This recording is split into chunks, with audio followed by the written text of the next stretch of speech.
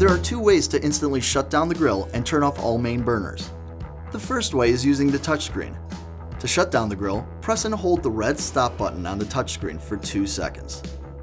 The temperature will start to decrease and you'll see idle on the touchscreen. Note that if you hold stop for less than 2 seconds, or if you hit it accidentally, you will have the option to cancel, or you can continue shutting down by pressing turn off. The second way to shut down the grill is by using your phone. Tap the red stop button on the Weber Connect app.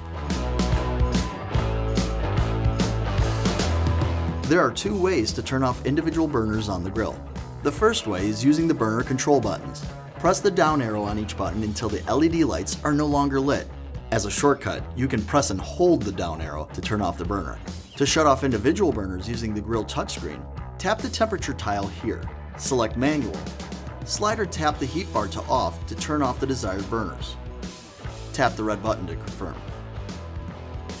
Note that if you are turning off a burner while in auto mode, you'll see a notification on the grill touchscreen letting you know that you are moving from auto to manual mode. You have 2 seconds to cancel and return to auto mode if desired. The infrared broiler can also be turned off in one of two ways. The first way is by using the burner control button. Press the round button until the LED lights are no longer lit. To turn off the infrared broiler via the touchscreen, tap the mode selector tile, select IR broiler and off. Tap the red button to confirm. To turn off the side burner, turn the knob clockwise until it reaches the off position. Note that the side burner can only be operated by using the burner knob.